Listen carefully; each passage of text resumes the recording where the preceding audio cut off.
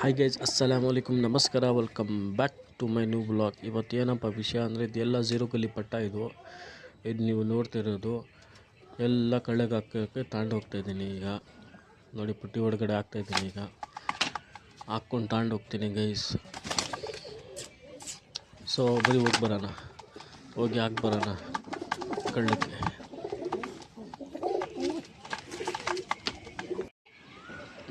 ನೋಡಿ ಗೈಸ್, ಹಾಕ್ಬಿಟ್ಟೆ ಜಾಲರ ಒಳಗಡೆಗೆ.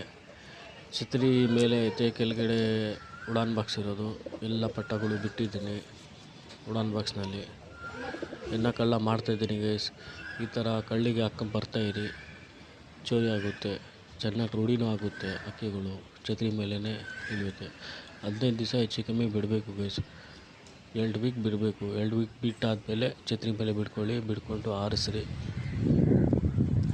ಓಕೆ, ನಮ್ಮ ಚಾನಲಿಗೆ ಲೈಕ್ ಮಾಡಿ, ಶೇರ್ ಮಾಡಿ, ಕಮೆಂಟ್ಸ್ ಮಾಡಿ ಗೈಸ್. ಓಕೆ, ಬಾಯ್, ಟೇಕ್ ಕೇರ್.